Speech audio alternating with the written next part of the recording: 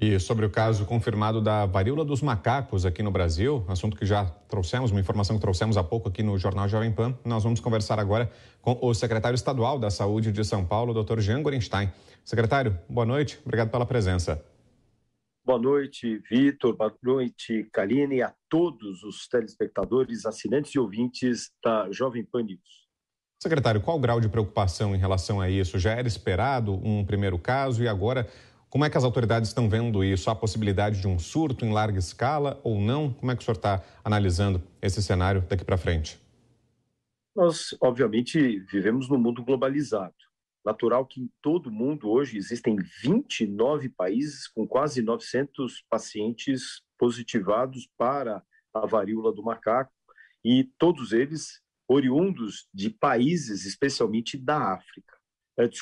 Da Europa, como, por exemplo, a Espanha e também Portugal, que contabiliza o maior número de casos. Dessa forma, nós imaginávamos que isso acontecesse, já tínhamos alertado tanto a Anvisa nos nossos portos e aeroportos, lembrando que São Paulo detém dois dos maiores aeroportos aqui brasileiros, tanto de Viracopos, na região de Campinas, quanto Guarulhos, no caso Cumbica, e o maior porto da América do Sul, que é o Porto de Santos. Então, nós já estávamos atentos para essa possibilidade, informávamos a todos, como continuamos informando, a todos os passageiros que chegam, seja de avião, de navio, sobre os sintomas, orientação de sintomas, para que procurem as autoridades, e foi exatamente isso que aconteceu. A transmissividade desse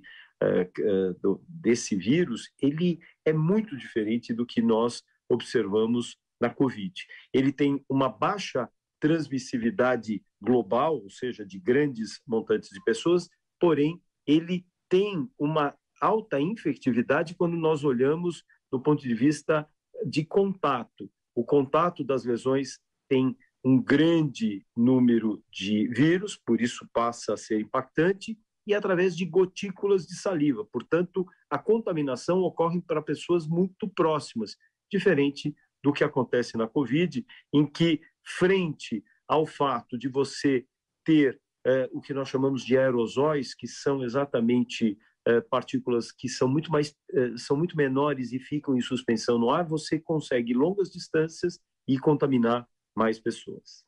Agora, doutor Jean, boa noite para o senhor.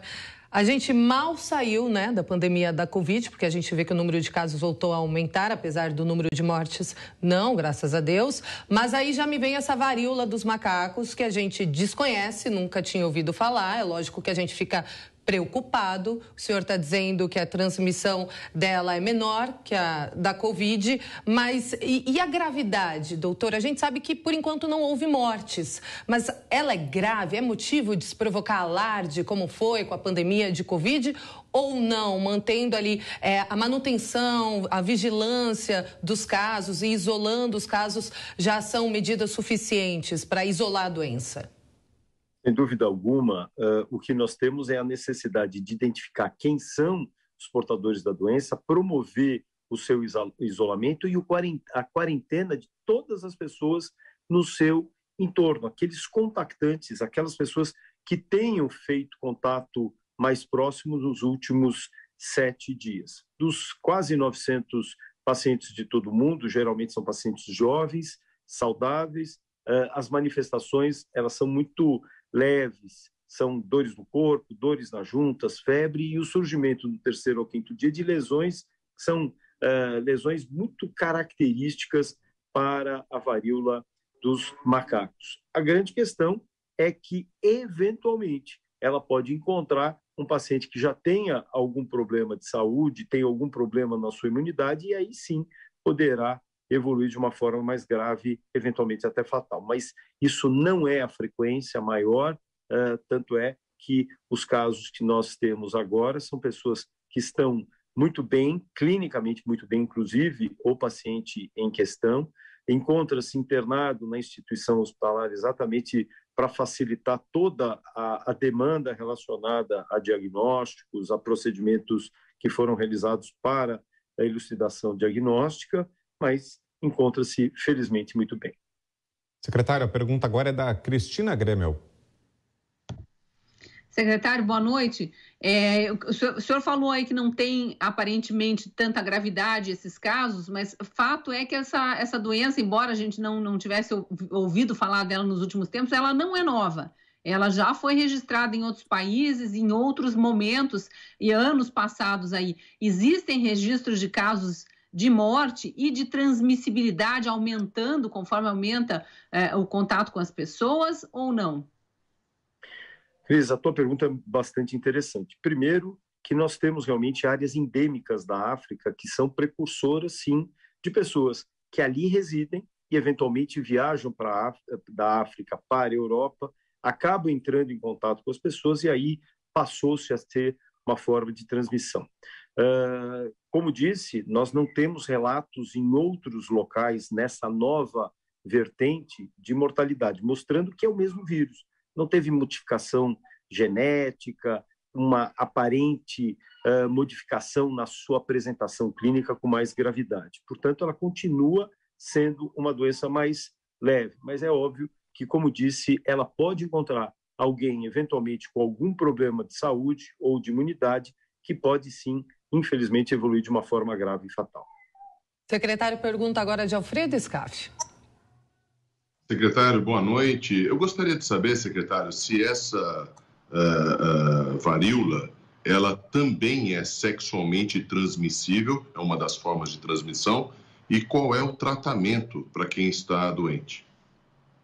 Na verdade, o que existe é o contato entre as pessoas, sejam, como disse, através de gotículas de saliva, e uma relação sexual, ela é uma conjuntura de fatos, desde o contato da pele, com o contato das lesões, mas mesmo que essas lesões inicialmente inexistam, o contato, o beijo, o toque, a aproximação, ela pode sim ser uma forma de contaminação. Então já ficou muito claro que tanto o contato sexual, a troca de vestes, utilização de toalhas comuns, de objetos, podem sim também ser aliadas a uma forma de transmissão. Tanto é que todas as pessoas que acabam sendo infectadas, o isolamento de contato, ele faz parte, ou seja, as pessoas deixam de contatá-las sem uso de proteção, luvas, aventais e a máscara,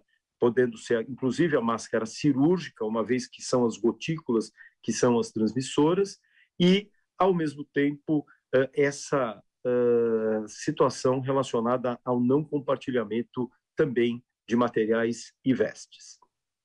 Secretário, queria falar um pouquinho também sobre Covid-19, uma avaliação do senhor sobre o cenário atual, não só aqui em São Paulo, mas no Brasil, em relação à pandemia. O que a gente percebe, aí a gente não precisa nem se debruçar sobre os números, dá para observar só no nosso contato pessoal, nos nossos círculos mais próximos, é que tem um aumento dos casos, né? Tem cada vez mais parentes, amigos, colegas de trabalho sendo contaminados. Queria saber do senhor se esse é um movimento esperado, se vai ser assim daqui para frente, momentos de altas e baixas dos casos, e se o governo de São Paulo estuda decretar medidas mais duras, como isolamento social ou a obrigatoriedade de uso de máscaras para tentar conter esse aumento. Vitor, o que nós temos, sim, é a presença do vírus. O vírus vai fazer parte do nosso cenário, assim como desde 2009 o H1N1, o vírus da gripe aviária, que passou a fazer parte do nosso cenário, e através das imunizações nós conseguimos diminuir o impacto de mortalidade e de internações. E é dessa maneira que a gente vai ter que olhar, até porque hoje 80%, talvez até mais do que 80% do planeta não está adequadamente vacinado. E dessa maneira, surgimento de novas variantes irão acontecer. Então é natural que isso passe a ser algo comum. E como que nós devemos proteger a nossa população? Através da vacinação. A grande questão, o país é um grande país vacinador. São Paulo é o país, se fosse um país, seria o primeiro país no mundo a vacinar. Temos mais de 94% da população elegível acima de 2 doses da vacina, mas, por outro lado, temos 2.700.000 pessoas que deveriam ter tomado a sua segunda dose e não tomaram. e mais de 10 milhões que deveriam ter tomado a terceira e também não o fizeram. Então, nós precisamos continuar vacinando. Com relação ao uso de máscaras, idealmente, nós orientamos que as pessoas, como uma recomendação, se utilizassem de máscaras nos ambientes fechados. Por quê? Nós estamos vivendo uma antecipação de baixas temperaturas, antes mesmo do próprio inverno, e à medida em que as pessoas se aglomeram mais em ambientes não arejados, não ventilados, a circulação de vírus respiratórios, inclusive não só a Covid, mas gripe e outros vírus respiratórios, como o vírus sincicial respiratório, passam a ser muito maiores. Então, neste momento, frente ao incremento de número de internações, mesmo que acima de 50% daquilo que nós vimos nas últimas semanas, ela é 80% menor do que nós vimos no pico agora da terceira onda, que aconteceu no dia 2 de fevereiro de 2022. Então, nós ainda temos o nosso sistema de saúde muito bem disponibilizado para atender pessoas mesmo com gravidade, mas estamos alertas. Esse é um retrato de hoje. Nada impede que, eventualmente, nos dias subsequentes, nós tenhamos que reavaliar as nossas estratégias de prevenção de novas internações e, eventualmente, prevenções, inclusive, de mortalidade. Ok, ouvimos aqui o secretário estadual da Saúde de São Paulo, Jean Gorenstein. Obrigado mais uma vez, secretário, pela entrevista. Boa noite. Muito obrigado. Boa noite a você e boa noite a todos. Muito obrigado.